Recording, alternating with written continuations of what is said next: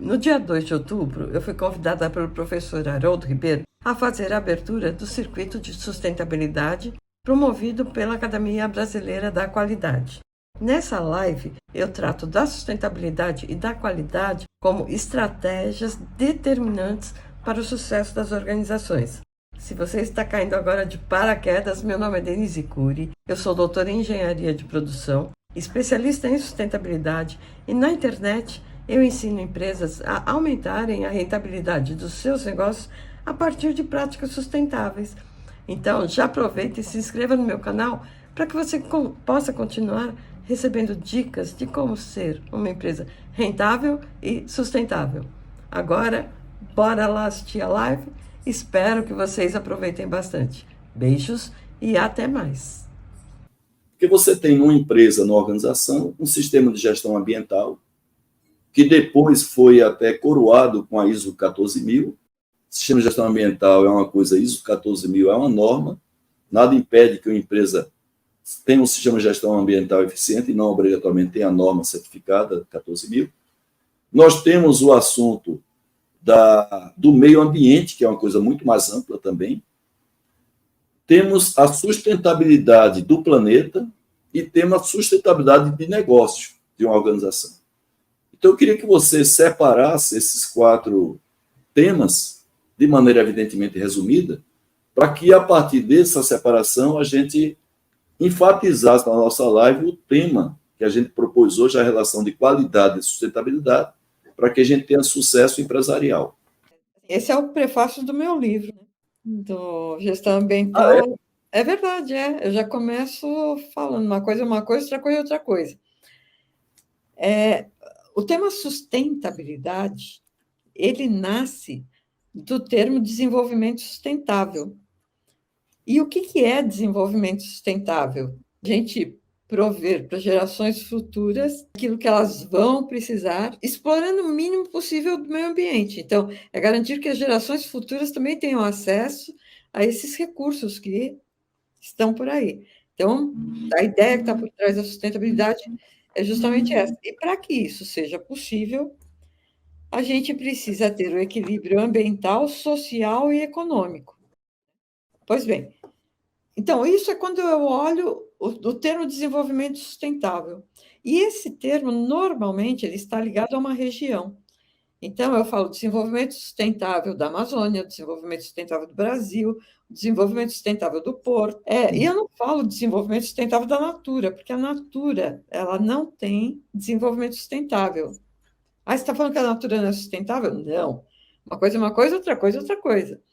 A Natura não tem desenvolvimento sustentável, ela contribui para o desenvolvimento sustentável. Bacana. E como que ela contribui? Ela contribui com as ações dela. Então, o que eu vou fazer? Eu vou pegar essa coisa chamada desenvolvimento sustentável, que busca o equilíbrio entre o ambiental, o social e o econômico, e todos eles têm o mesmo peso, porque eu falo o seguinte: quando a gente está em São Paulo, a gente olha a moça que está lá desmatando a floresta, e a gente fala, nossa, mas tanta coisa, né? Tantas atividades para fazer, ela vai desmatar a floresta. E essa moça, isso é verdade, foi uma reportagem do Fantástico, quando a jornalista fala isso para ela, né, que ela está desmatando, que isso é ruim, e ela responde que não, eu podia estar matando, eu podia estar me prostituindo, eu podia estar no tráfego.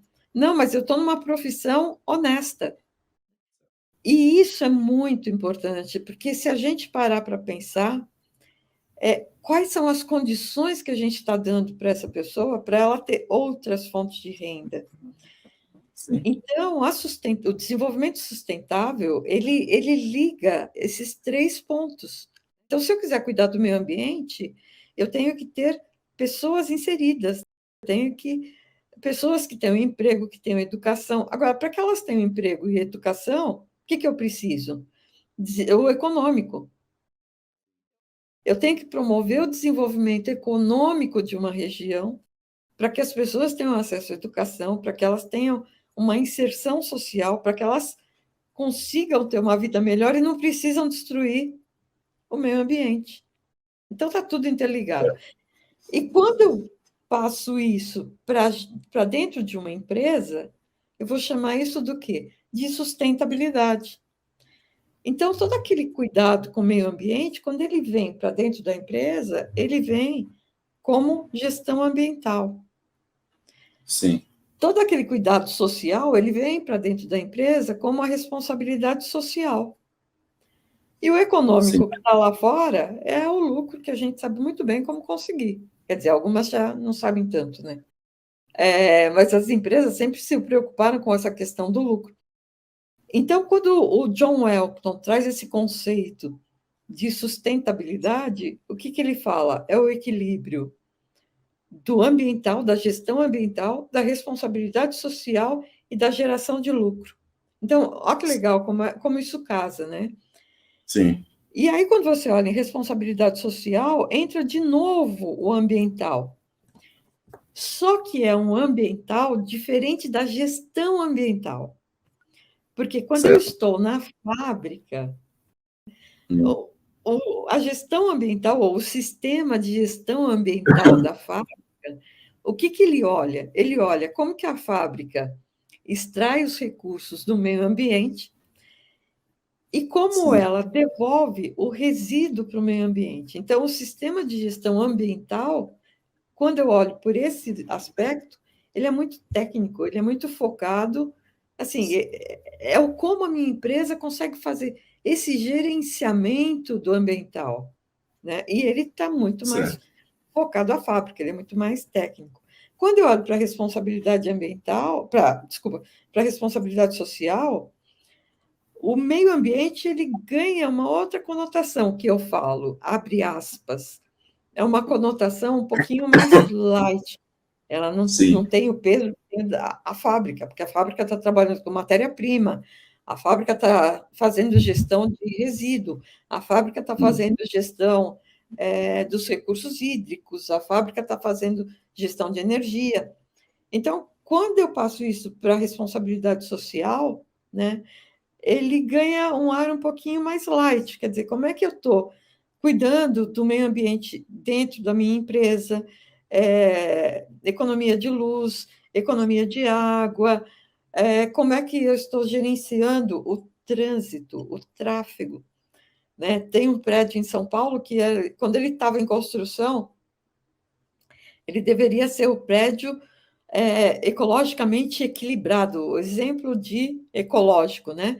E aí Sim. colocaram o prédio na Berrini, às 5 Sim. horas da tarde, Sim. esse prédio que tem 5.000 pessoas consegue congestionar todo o trânsito da Berrini e emitir um monte de carbono. Então, assim, Certo. a visão do ambiente na responsabilidade social é uma, a visão do ambiente no sistema de gestão ambiental é outra. Sim. Agora, só para finalizar, né? Quando a gente fala em sustentabilidade e sustentável, então, um outro cuidado que a gente tem que tomar é com a visão estratégica. Por quê? Porque dentro Sim. da estratégia, a gente trabalha com uma coisa chamada vantagem competitiva sustentável. E o que é uma vantagem competitiva sustentável? É aquela que dura por um longo período de tempo, né? Sim. E aí, às vezes, faz uma certa confusão. Agora, vamos combinar? Se você não tiver sustentabilidade, você também não vai conseguir ter uma vantagem competitiva sustentável, né? Muito Por isso, bem. Que quando você fala bacana. assim, a sustentabilidade faz parte da estratégia da ABQ, poxa, né? As empresas hoje que se destacam no mercado, as Sim. grandes empresas, quando você olha Unilever, Panasonic, Adidas, IKEA, Natura, Banco do Brasil, são empresas que conseguiram incorporar a sustentabilidade dentro do planejamento estratégico dela. Então, assim, tudo junto e misturado, mas cada um no seu quadrado. A outra coisa, Denise, está muito em voga hoje o tema ISG, não é, que envolve a parte de meio ambiente, o social e governança. E claro que a gente está falando aqui de meio ambiente, que é o I do ESG. E eu queria que você, então, separasse assim, até que ponto uma empresa que busca ter a sua política de ESG para poder atender, inclusive, investidores, né? Que os investidores estão muito de olho em termos de ESG da empresa. E até que ponto existe uma relação forte entre a sustentabilidade e a parte tanto de governança como a parte de meio ambiente que está dentro do ESG. Esse conceito novo de ESG, ele tem mais de 100 anos, tá? Certo. E qual que é a preocupação? Então, a preocupação do ESG nasceu lá atrás, em 1800 e alguma coisa, quando o pessoal da igreja, olha só, da igreja, se eu não me engano, da igreja metodista, um dos pastores, em um dos seus discursos, disse que as pessoas deveriam se preocupar com os investimentos e que as pessoas não deveriam colocar os seus investimentos em negócios que não fossem bons para a sociedade, como, por exemplo, drogas, tabaco, armas. O que significa o ESG, né? É uma preocupação com o investimento, para que você não Isso. invista em empresas que não são do bem, tá? Sim, sim. Agora, isso em 1800 e alguma coisa, empresas que não eram do bem, eram as empresas que faziam tráfico de rum, né, que mexiam com tabaco e tal. Pois bem, só que não chamava ESG, do mesmo jeito que a sustentabilidade também não chamava sustentabilidade, né? Esses termos eles foram evoluindo ao longo do tempo. Eu só queria trazer para vocês esse conceito. O que é uma empresa do bem, abre aspas, né? E o que não Sim, é. Então, o que eu tenho sim, que avaliar? À medida que os conceitos de sustentabilidade foram evoluindo, algumas empresas começaram a adotar essas práticas.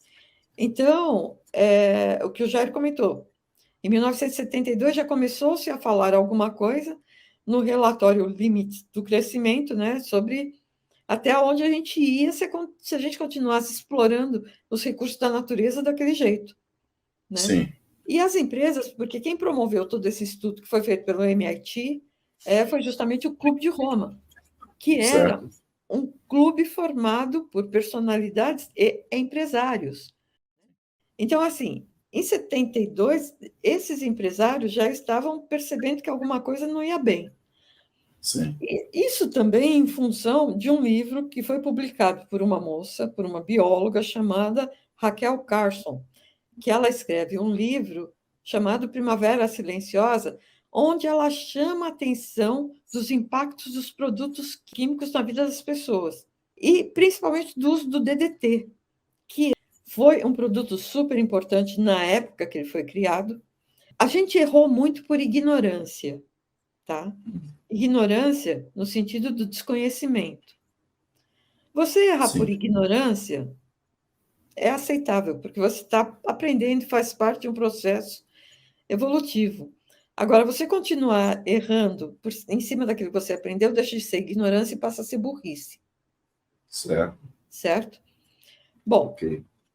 então, assim, em 72 a gente já teve essa movimentação em Estocolmo, e em 92, né, em 87, você tem o relatório Nosso Futuro Comum, né, que é onde foi ratificado Sim.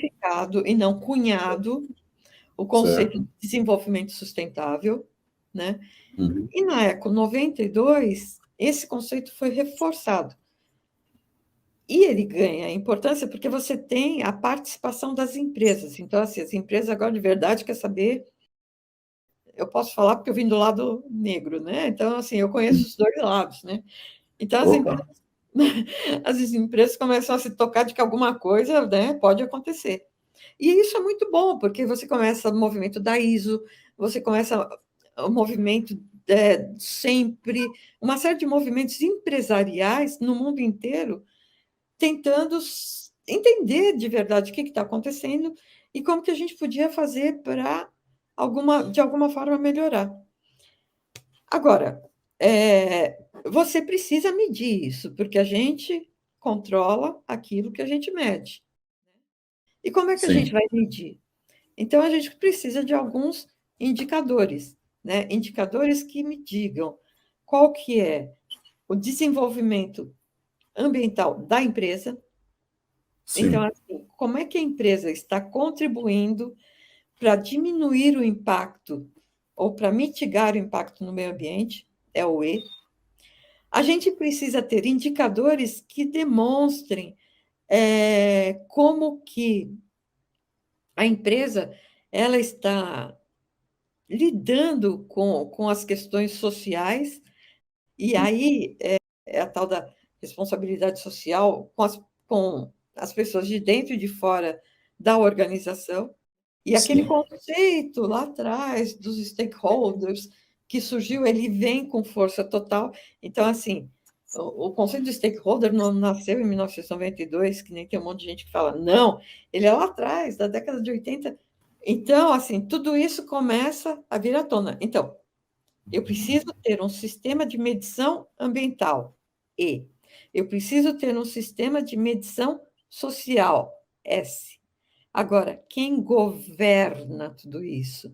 Porque se a sustentabilidade não vier de cima para baixo, ela não vinga. Então, eu preciso ter uma governança da empresa que faça com que tudo isso funcione. E aí entrou o G, né? Mas não é porque, de repente, alguém acordou e decidiu que ia colocar o E, o S e o G. Não, são sistemas de medições, inclusive para medir o G da governança. Quer dizer, eu preciso ter algum sistema de medição que indique se de verdade os que governam as empresas estão realmente realizando ações que promovam o desenvolvimento sustentável. Então, olha como é super importante a gente perceber que desenvolvimento sustentável é uma coisa, sustentabilidade é outra, e ESG é outra. Certo. Então, quando eu escuto uma pessoa dizendo que ela é especialista em ESG, eu penso, esse cara deve ser muito bom em conta. É verdade. O que é o ESG? O ESG é um sistema de medição. O que ele mede? Se a sua empresa está sendo sustentável ou não. Muito bem. Denise, tem pergunta aqui interessante, porque teve aquele caso da Lego, o Cardoso lembrou aqui, né? E foi muito bacana ter lembrado. A Renata até elogiou o Cardoso por ter lembrado do caso da Lego, que apareceu aí em toda a mídia, né? Que foi aquele caso do MVP, que ele anunciou que tinha testado, né? Via MVP, e depois não era isso. E a própria Lego, ela desistiu cedo, né, de tomar alguma medida mais efetiva, em vez de insistir com o CEO, o Thomas Edison Faria, né, com relação àquilo que foi. Não sei se você lembra desse caso, a Renata aqui até enfatizou. Ou seja, é o caso de empresa que ela prega uma determinada política de sustentabilidade, de governança e tudo mais, e muitas vezes ela tem atitudes que não estão de acordo com essa política, e às vezes, em vez delas, vamos assim, buscar pedir desculpas à sociedade pela atitude e tudo mais, ela às vezes insiste em manter aquela prática. Então, hoje não existe muitas empresas. Você falou o caso de um edifício da BRN. Eu vi recentemente um caso de um automóvel elétrico que estava sendo abastecido na estrada por um gerador a diesel, né? Então, você tem um carro elétrico que está sendo abastecido por um gerador a diesel. Então, não é... Positivo mais negativo. Exatamente. Será que ali está zerando a emissão de carbono nos dois, né? Provavelmente não, pela própria eficiência da geração da energia pelo gerador, você já tem, evidentemente, um desbalanceamento. E tem uma colocação aqui do Ricardo Borrilovski, que ele lembra lá o caso do João Welkton, que ele já abandonou o triple bottom line, com a economia ecológica e o meio ambiente que limita as atividades da empresa. Os recursos são limitados, economia linear, ou seja, a gente hoje, Denise, tem uma economia, tem um recurso muito limitado para a gente ter uma economia ecológica, ou dentro de uma política responsável é possível a gente ter uma prática que não não, no total, no balanço, ele não prejudique o meio ambiente? A Lego, ela é uma empresa séria, tá? E é uma empresa preocupada, de verdade, com algumas questões relacionadas com sustentabilidade, principalmente no que diz respeito aos aspectos sociais. Então, a Lego é uma empresa séria. Uma das áreas que eu trabalhei na Ródia foi na implantação da Recipet, né? Quando a Ródia criou a Recipet, Lá eu e em, Matusalém, lá em Indaiatuba, né? Unidade em Indaiatuba.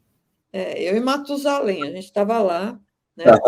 Os dois de braços dados. Havia uma legislação na época que proibia o uso de material reciclado em produtos alimentícios e em brinquedos. Havia uma preocupação muito grande nos Estados Unidos com o uso de produtos reciclados em brinquedos e também com o uso do PVC. Tá? Sim. Por quê? Porque a queima do PVC elimina cloro. Sim. Cloro em excesso é cancerígeno. E qual que é o problema do reciclado?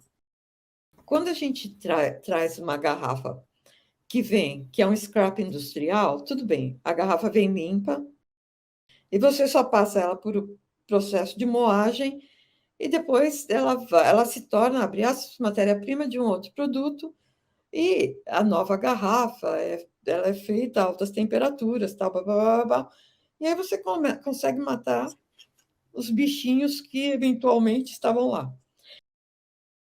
Agora, só que quando você trabalha com reciclagem, a matéria-prima, ou produto reciclado, ele tem duas origens. Ele tem uma origem industrial, que é o resíduo industrial, que é o sonho de consumo de quem trabalha com reciclagem, porque ele vem limpinho. E você tem o resíduo doméstico, né, que é o que vem de catação, vem da coleta seletiva das cidades e tal. E o que acontece? Esses produtos eles já vêm com alguns contaminantes. Os patogênicos, teoricamente, eles morrem todos em função das altas temperaturas. E assim, e dentro desses descartes domésticos, assim, vem tudo que a gente imagina e mais um pouco, tá? Certo. Então, eu falo, xixi e cocô tá no lucro, né? Sim. Porque vem tudo que a gente imagina, vem gasolina, né? Vem pedra boa, pedra ruim. Então, você tem, além dos contaminantes biológicos, né, você tem metais pesados. Né? E isso você não elimina na reciclagem. Então, o que acontece? Quando você faz aquele novo polímero, ele vai carregar com ele esses metais pesados. Então, por isso que durante muito tempo havia uma proibição de você usar esse tipo de produto para a produção de brinquedos e para a produção de gêneros alimentícios. Só que veja bem, né? Muitas vezes, infelizmente, o dinheiro fala mais alto. Sim. E foi tendo um abrandamento dessas políticas, ao ponto de você aceitar a resina reciclada para fazer embalagem de gêneros alimentícios.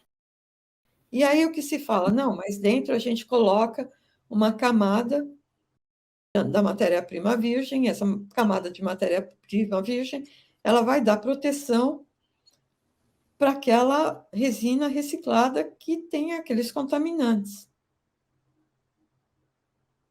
Será? Certo. E quando eu faço brinquedo, que a criança coloca o brinquedo na boca, todos esses contaminantes estão lá, estão envolvidos. Verdade. Então, assim, Verdade. o que a Lego tentou fazer? A Lego, ela insistiu em usar esse tipo de produto. Ela insistiu, porque teoricamente tem uma proteção, sabe? Você está colocando, você está mexendo com um brinquedo que é coisa para criança. Então, quando se fala de coisa para criança, acho que todo cuidado é pouco. Por exemplo, a Barbie, quando começou a história do PVC, eles mudaram a matéria-prima da Barbie né? Ela deixou de ser feita com PVC, quer dizer, houve uma preocupação. Então, sabe, se existe o risco, você está mexendo com saúde, né? Eu acho que vale a pena pecar pelo excesso. Então, assim, eu acho que a Lego é uma empresa séria, é uma empresa correta, mas ela facilitou. Né? Certo, facilitou, né? Tá certo. Facilitou. Eu vou voltar aqui para a pergunta do Ricardo Orlovski. Ele fala sobre economia ecológica com relação ao meio ambiente, se existem suas limitações em termos de recursos, para que você possa ter uma atitude, ter uma política executada de acordo com o que você prega, sabendo das limitações de recursos. Tá. Que ele coloca aí. Outro dia eu vi uma entrevista dele, faz uns 2 ou 3 anos. Ele fala assim, eu me arrependi de ter falado em resultado, porque a hora que as empresas viram o termo resultado triplo, ficou uma conotação muito forte do ganho. Então, ele fala assim, que ele pecou aí, quando ele traz a história do resultado. E aí ele traz uma nova publicação, que é falando do cisne verde, e chamando a atenção das empresas, né? Então, assim, a preocupação, a gente precisa se preocupar não só com o resultado. Então, ele meio que faz aquela meia-culpa, né? Falando, olha, eu usei o termo resultado, mas não pense no resultado, pensando só na questão do resultado em si. A gente tem que pensar no equilíbrio como um todo, a visão holística da coisa, e enxergar o mundo como um todo. Bom, vamos lá. E aí ele faz essa meia-culpa, e não é que ele abandonou o conceito do triple bottom line, ele tirou o foco da questão do resultado. Então, ele fala assim, a gente tem que ter a preocupação ambiental, a social, a gente tem que ter uma governança que faça e promova esse equilíbrio e que não force tanto para o lado econômico, né? E aí ele vem com a história do capitalismo, um capitalismo mais humano, um capitalismo mais preocupado com os aspectos sociais, a visão do stakeholder, e busca reforçar a visão do stakeholder. Bom, quanto à questão da economia linear, se a gente tem recursos suficientes. Então, é assim, hoje a gente fala em economia circular regenerativa. Quando apareceu o conceito, de novo, tudo é uma questão de aprendizado. Então, se erra pela ignorância, se erra pelo desconhecimento. Quando começou a economia circular, havia a preocupação muito grande com a reciclagem, né? E reciclagem, ela é um processo produtivo, a gente não pode esquecer disso nunca. Então, você pega aquele produto e manda para a indústria de novo. Então, reciclagem é um processo produtivo. E hoje, a preocupação maior não é com a reciclagem em si, é com a regeneração do meio ambiente. Então, quando a gente fala em economia circular, a gente fala em economia circular regenerativa, ou seja, a preocupação em regenerar o meio ambiente. E como é que eu posso fazer isso? Ao invés de, no meu processo produtivo, eu só incluir produtos que possam ser reciclados, eu tenho que pensar em alguma forma de que, a hora que os meus produtos vão para o meio ambiente, eles contribuam para a regeneração do meio ambiente. E se os recursos são limitados? Sim, são. Né? E a gente está chegando num ponto que não vai ter mais volta. Então, inclusive, está bem no limite já, né, Denise? Tá bem esse no ponto limite. de não ter mais volta, estamos bem no limite, viu, Denise? Eu acho que mais 5, 10 anos Sim, não vai ter mais volta. Assim, você vai esticando a cordinha e ela vai ficando bem fininha. Daqui a pouquinho ela arrebenta, e a hora que ela arrebentar... 5 anos em relação à idade da Terra não é nada, é um segundo, não é, Denise? É um segundo. Temos umas perguntas aqui dos nossos convidados, perguntas muito interessantes. Então, tem aqui uma pergunta do Paula, não sei se é Davis ou Davis, por favor, me corrija, Davis. Sobre ESG, podemos dizer que aqui no Brasil já é uma realidade por algumas empresas que instituem o ESG, inclusive uma delas nós vamos trazer aqui no dia 23, para a gente falar o que essa empresa grande aqui no Brasil, empresa grande, está fazendo com relação a ESG, junto com sustentabilidade. Então, todos vocês convidados dia 23, até lá, evidentemente, a gente vai ter 2 lives, mas essa empresa vai trazer, a partir do seu CEO, a experiência dela com relação a ESG. Mas, Denise, aqui no Brasil, eu sei que você, apesar de estar em Portugal, mas você acompanha de perto, mesmo porque você faz consultoria à distância sobre sustentabilidade para empresas aqui no Brasil. Então, já é uma realidade aqui, pelo menos para algumas empresas, Denise, o ESG. Quando eu comecei a trabalhar nessa área, as pessoas falavam assim, eu quero fazer o balanço do GRI. Você faz para mim? Faço. Sua empresa é sustentável? Se a sua empresa for sustentável, eu faço. Gente, ESG é um sistema de medição, né? Sim, As pessoas sim. precisam entender isso. ESG é um sistema de medição. Ele mede o quanto uma empresa é sustentável. Ele mede, assim, o que ela faz no ambiental, o que ela faz no social e como ela é gerenciada, né? Se há uma preocupação dos seus gestores, né, dos seus governantes com a sustentabilidade. Então, assim, não é ESG e sustentabilidade, né? ESG mede a sustentabilidade. É que nem eu falar assim, a qualidade e os indicadores, né? Os indicadores medem o quê? Né? Então, vamos pensar no ESG como um sistema de indicador. Ele é um sistema de indicador da sustentabilidade. É muito mais fácil se a gente pensar assim, né? Por quê? Porque eu vou medir a sustentabilidade da empresa. No Brasil, está perto, está longe? Olha, eu vou te responder o seguinte: sua empresa, qual que é o tamanho dela e para quem ela vende? Se a sua empresa é uma empresa multinacional, ela não tem escapatória. Ela vai ter que começar a adotar práticas de ESG, principalmente, se a matriz estiver na Europa, tá bom? Sim. Porque as diretrizes da União Europeia se estendem aos países onde essa empresa está presente. Certo. Número 2, essa empresa quer entrar numa cadeia de fornecimento de uma outra empresa? Se sim, se ela quer entrar numa cadeia de fornecimento de uma empresa que tem uma certificação, ela vai ter que ser certificada, porque a empresa tem que certificar o fornecedor dela. Então, não tem como, né? Então, tá bom. Exatamente, né? Ele mede o risco, é um sistema de medição. Né? Exatamente, inclusive, né, não é, Denise? Tem uma pergunta aqui do Cláudio Pessoa, que a gente já agradece, o Ricardo Morlowski até se antecipou a resposta, mas ele pergunta assim, como mensurar o ESG? Na verdade, o ESG são indicadores que o investidor vai ver a partir desses indicadores se ele vai investir naquela empresa que apresenta tais indicadores.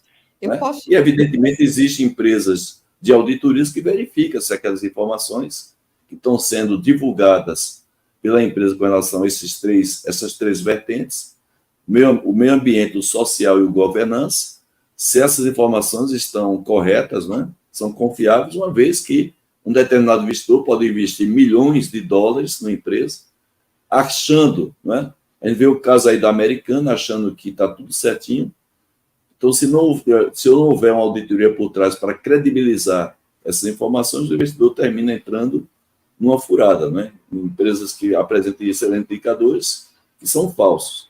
E o próprio Cláudio Pessoa, ele pergunta aqui as iniciativas para a sustentabilidade por parte de uma empresa, né, Denise? Então, é o trabalho seu, inclusive, isso aí tem literaturas, que é o apoio que você vai dar, para o que é que a empresa, até aquela pergunta que você fez, né, no início, aquela empresa ela tem práticas já voltadas para a sustentabilidade, para que você possa fazer, então, uma melhoria dessa política, ou até mesmo você vai implementar do zero essa política. A gente sabe muito bem que, queira ou não, a empresa já tem algumas práticas relacionadas ao sistema de gestão ambiental, alguma preocupação com os impactos ambientais, isso aí toda empresa tem, até porque é forçado pela legislação dos estados, né, secretarias de meio ambiente dos estados, mas as iniciativas iniciais para a sustentabilidade, Denise, é aquilo que justamente você é consultora, né, na área. Não, e eu falo assim, é um passo de cada vez. Agora, Sim. o que é importante? Medir é chato. Medir é uma coisa chata, a gente ficar com sistema de medição, aquele monte de planilha, para ficar medindo aquele monte de coisa. Só que se eu não tenho sistema de medição, eu não sei se eu estou evoluindo. Eu não sei se as minhas ações, se elas estão sendo efetivas ou não. Então, assim, é a mesma coisa a qualidade. É a mesmíssima coisa. Então, era uma coisa que eu estava explicando, inclusive, hoje. Sim. É assim, quando você calcula o lucro líquido da tua empresa, o que você faz? Você pega vendas, menos despesas, não é? Menos impostos, blá, blá, blá, blá, blá, tira, e chega no lucro líquido, tá bom? Agora, eu quero saber se as minhas ações de sustentabilidade, se elas melhoraram o meu lucro líquido ou não. Tá bom, fácil. Quanto que você gastava de energia elétrica antes? Quanto você gasta de energia agora? Então, se antes você gastava 10, agora você gasta 8, significa que você está economizando 2, né? Sim. Esses 2 demonstram o quê? Qual foi o seu ganho nas ações de sustentabilidade que você promoveu. Então, assim, Sim. é simples assim, né? Não tem muito. Tá. O ESG é uma régua, né? É a medição. Agora, qual que é o problema? É que ninguém sabe quais são, como é que eu vou aferir a minha reguinha. Né? Muito bem. Porque, de novo, só para finalizar, não dá para eu generalizar. E o exemplo é bem simples. Então, imagina o seguinte: quando eu falo a água para a Ambev, a água para a Ambev é vital. Sem água, Sim. a Ambev para. E sem a água de qualidade, você não tem cerveja de qualidade, né? Então, a Ambev, ela controla a água, assim, no detalhe, porque é... Agora, na empresa do Haroldo, na minha empresa, a gente usa água? Claro que usa, mas a forma ou o impacto da água na Ambev é diferente do impacto da água na minha empresa. Sim. Agora, como eu vou me locomover, se eu vou andar bastante de avião, se tudo que eu faço de carro, se eu vou visitar meu cliente de carro. Então, Sim. essa é a minha pegada. Então, esse meu impacto é importante. Então, o que eu Certo. vou medir? Aquilo que é importante no meu ramo de atividade. Não dá para ter uma régua generalizada. E é aí que mora. É aí que está todo mundo brigando para achar qual que é essa régua, né? Mas essa régua, ela muda de negócio para negócio. Pronto. Certo. Então, tem duas perguntas aqui que eu gostaria de passar para você, não é? É. Primeiro, o Leonardo, a gente agradece muito o Leonardo, que com muito esforço acessou aqui nossa live através do LinkedIn. Lembrando que essa live é transmitida para o Facebook, LinkedIn e também o YouTube. Existe alguma iniciativa no campo de leis ambientais direcionado às empresas referente aos metais potencialmente tóxicos, os chamados metais pesados? Sim, senhor. Existe isso está em lei e também tem as normas da ABNT. Sim. Sim. Ok, Resíduos então existe. perigosos tem norma para isso e tem legislação para isso. Sim. Será? E o Cardoso, seu amigo aí de longas datas da Ródia, né? Será que vamos começar a ter mais casos de promise washing, como o recente que aconteceu? Ou seja, se promete aí só para aparecer na mídia, net zero, inclusive o nosso presidente da Academia Brasileira de Qualidade, Jairo Martins, sempre coloca aí net zero para 2080. E o Jairo cobra muito, a gente quer para agora, 2024, 2025, né? Uma colocação que Jairo faz de maneira até recorrente. Porque para a NET para 2070 tem que ter, claro, você pode ter assim, uma visão, mas tem que mostrar metas agora, pelo menos a mais a curto prazo, né, Denise? Para 2080 eu garanto, viu? Se não der certo, você pode me cobrar. Em 2080 você vai lá me cobrar, porque eu garanto. Isso é muito bom, né? Curiosidade, Então, existe, né? Então, eu e Matusalém, né? Né? Sabe de onde que saiu esse termo greenwashing? Foi um cliente de um hotel, que ele foi no hotel e encontrou aquela famosa plaquinha, só deixa no chão a toalha que é para lavar, senão para parará, né? E aí sim, essa pessoa, essa história é verdade. Aí essa pessoa desceu no hall do hotel e viu que lá estava tudo errado, que lá não tinha controle nenhum. Então ele falou assim, pô, essa plaquinha lá do quarto é só uma lavagem verde, né? E sim, pegou. Então, assim, a história do greenwashing, eu acho assim, ela é tão. De novo, vem a questão da ignorância. Muitas empresas cometem greenwashing por ignorância, certo. tá? E a gente precisa explicar para elas que o que elas estão fazendo está errado, é ignorância. Por exemplo, teve uma empresa de óleo que reduziu. Denise, temos 1 minuto, tá? Para você fechar. Tá Já bom, são deixa eu 9 só horas. contar a história do óleo, vai. Tá, Porque é legal. Essa empresa de óleo, ela reduziu a espessura da embalagem, tá? E falou o seguinte: agora a minha empresa ela é sustentável porque eu reduzi a quantidade de plástico na minha embalagem. A pessoa fez isso com a maior sim, é verdade. das boas intenções, né? E aí você Sim, precisa sentar do lado do moço e falar, moço, o senhor continua tendo um produto que não é sustentável, porque a sim, sua embalagem continua sendo de plástico. Você pode estar certo. usando menos plástico, mas não virou sustentável por causa disso. Então, assim, tem empresas que fazem greenwashing por ignorância. Então, a gente Tá, precisa ensinar essas empresas. Tem empresas que elas fazem greenwashing por burrice, né? Ou é por sim, ignorância ou é por burrice. E é por burrice por quê? Porque o consumidor saca, né? sim, Com a internet, todo mundo se conversa, sim, opa, sim, verdade, né? E aí chega verdade, uma hora que o consumidor fala, escuta, né? Eu sou sim, um monte de coisa, eu sou opa, boba, eu não sou. Então, ao invés da empresa se dar bem, ela acaba queimando o filme, né? muito bem, E Denise. quem vai acabar Denise, com o greenwashing é o mercado. é o mercado. Como sempre, né? O mercado, ele realmente é quem regula tudo na vida da gente. E fica à vontade, Denise, para suas considerações. Bom, em primeiro lugar, agradecer, né, a oportunidade de novo, muito honrada. E é, assim, a ideia da ignorância é do não saber o que fazer. Então, eu acho assim, a gente já errou bastante, a gente errou bastante por ignorância. Hoje a gente tem acesso a um monte de coisa e a gente tem a obrigação de lutar por um mundo melhor.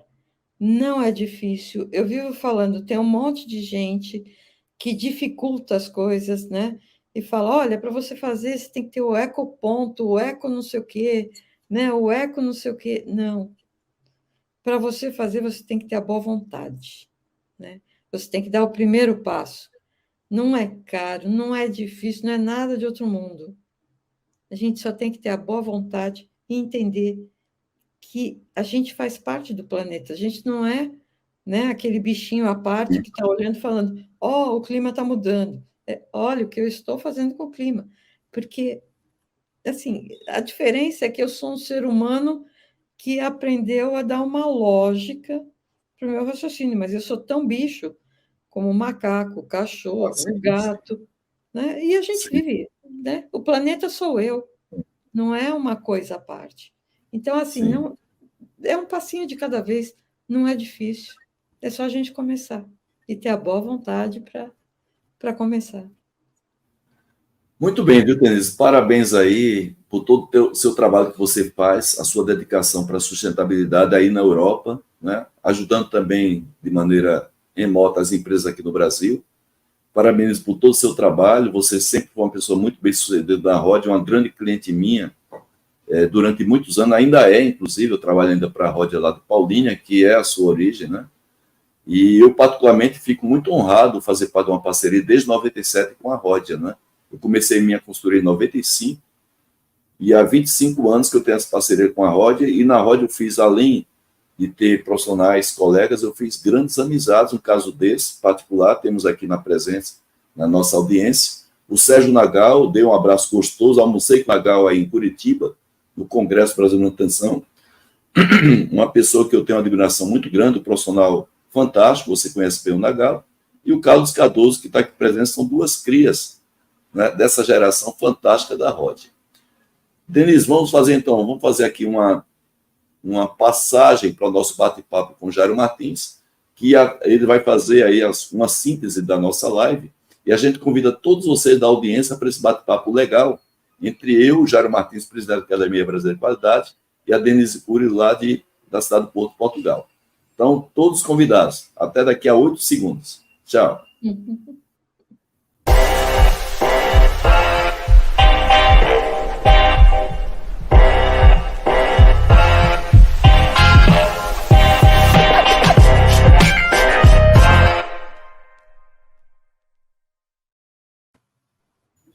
Jairo Martins, bem-vindo novamente à nossa live, Jairo.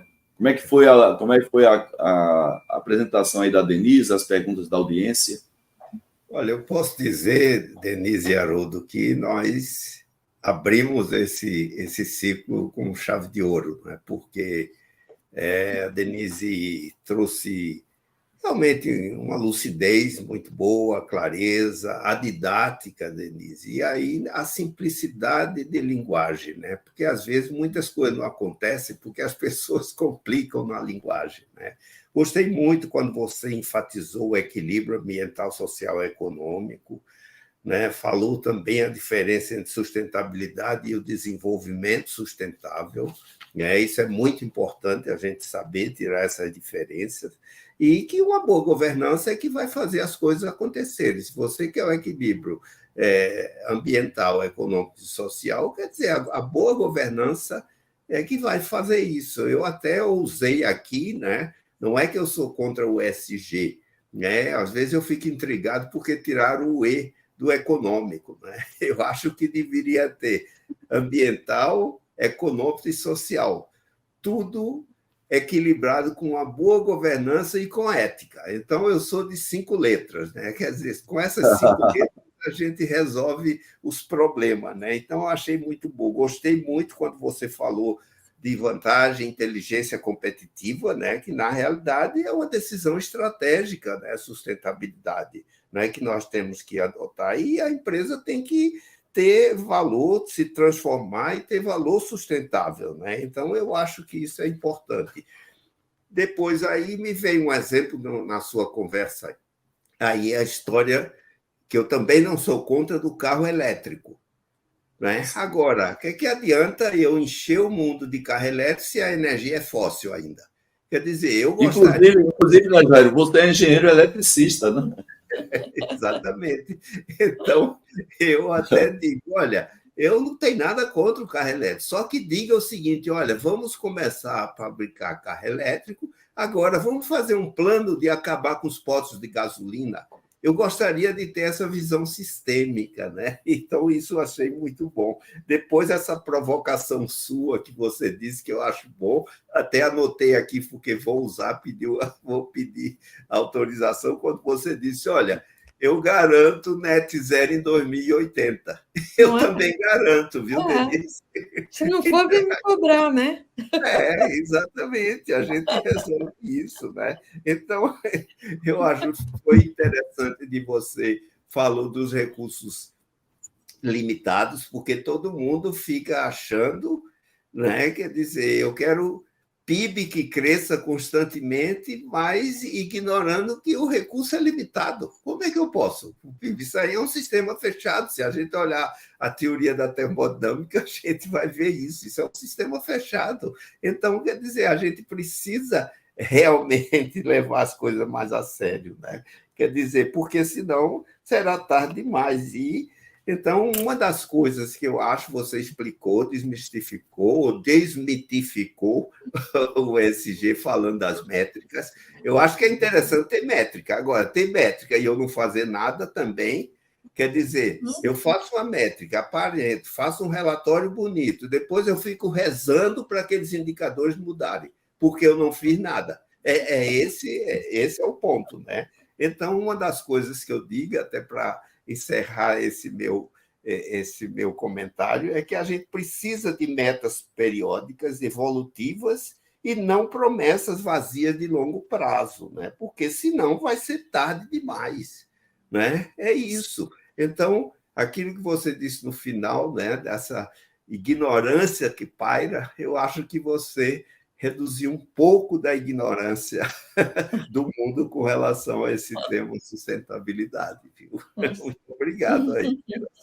Muito bacana a sua síntese, viu, Jairo? Bacana mesmo. Denise, eu queria que você, então, comentasse os comentários do Jairo, para que a gente começasse a se despedir, agradecer a nossa audiência e já convidar o pessoal para a próxima. Jairo, eu queria que, inclusive, você desse aí uma palhinha para a gente, falando sobre o nosso seminário, né? Eu falei no início, mas eu gostaria que você ratificasse o meu convite para as pessoas com relação ao nosso seminário, que vai acontecer online nos dias 9 e 10. Eu queria que você desse essas palhinhas depois da palavra da Denise, e dessa maneira a gente fecha a nossa live de hoje, já convidando para o pessoal, no próximo dia 9, às 20 horas aqui, mais uma autoridade no assunto sobre sustentabilidade. Por favor, Denise.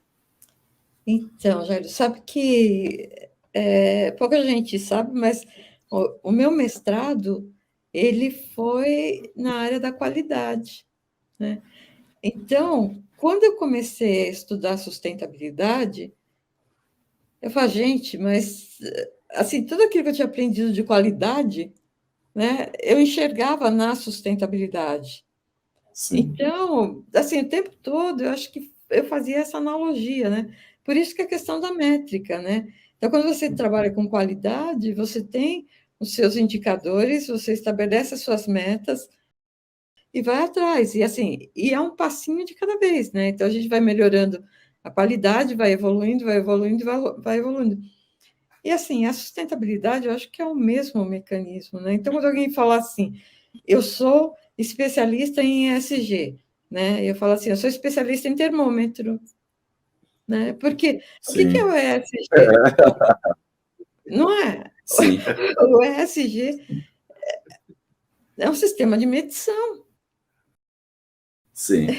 Que mede algumas coisas que a Verdade. gente faz, não é? Então, o cara é especialista em medir, mas em medir Bacana. o quê? Sua colocação desmistifica, como diz o Jairo, muita coisa em relação a SG, né? Né? E Assim, para o Jairo, sou testemunha aí, desde que eu conheço o Jairo, ele sempre foi muito crítico a essa greenwash em relação à ESG, quando, na verdade, a gente tem que ter assim como foco a sustentabilidade, que isso é um assunto muito mais atemporal, né?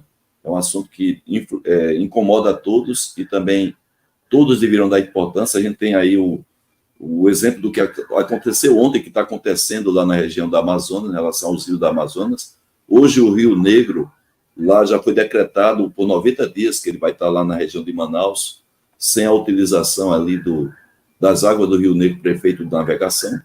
Então, está uma dieta de 90 dias. Isso é só o princípio, caso realmente não sejam tomadas ações por parte das autoridades políticas mundiais e também por parte da nossa atitude, do nosso dia a dia, Denise. Então, queria que você só fechasse para a gente passar para o Jairo. O 5º relatório do IPCC, ele fala bastante do Brasil. E as previsões do 5º relatório é pior do que filme de terror, porque uma das coisas que eles falam é sobre a seca no centro-oeste do Brasil. O que significa seca no centro-oeste do Brasil? Significa que a economia do país vai para o buraco, porque o nosso agronegócio está todo no centro-oeste, né? Sim.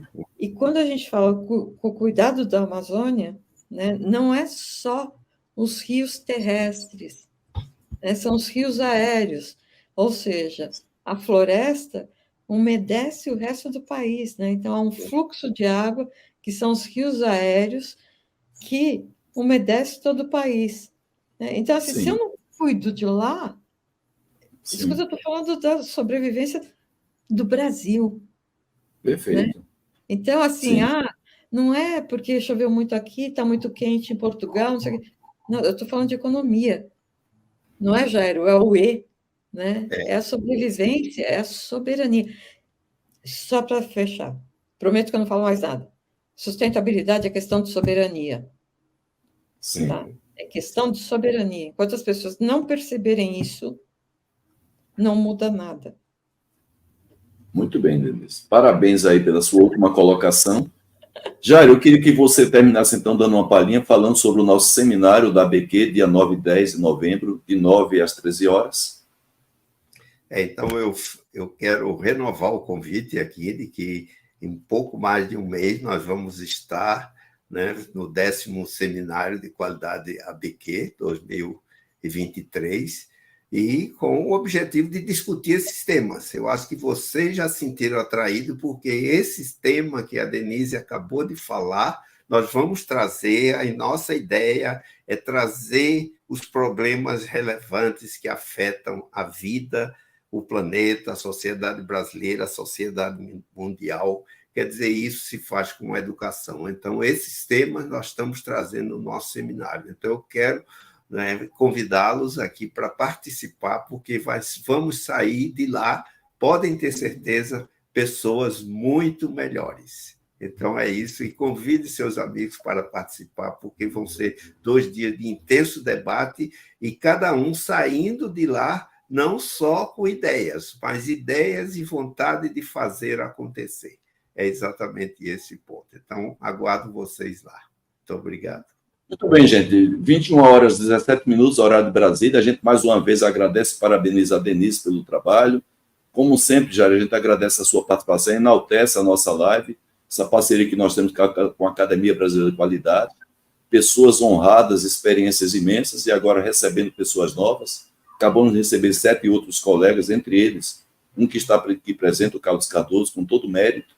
E a gente vai fazer, evidentemente, na nossa academia, a divulgação em público desses colegas que foram recentemente, tem pouco mais de uma semana, que foram notificados pelos padrinhos. Eu apadrinhei um dos acadêmicos, casualmente o próprio Carlos Cardoso. Me sinto muito honrado por isso. E seja bem-vindo, Cardoso, à nossa Academia Brasileira de Qualidade. A gente precisa de pessoas como você para agregar valor à nossa sociedade, que é a nossa missão da Academia Brasileira de Qualidade. Então, mais uma vez, a gente parabeniza a Denise e agradece a Jair Martins e a todos vocês da audiência, que é a motivação da nossa live, do nosso circuito. Fiquem sempre com Deus, uma semana abençoada para todos vocês. Eu espero vocês segunda-feira. Bye, bye, Denise. Vai descansar. Tchau, tchau, gente. Um abraço. Valeu.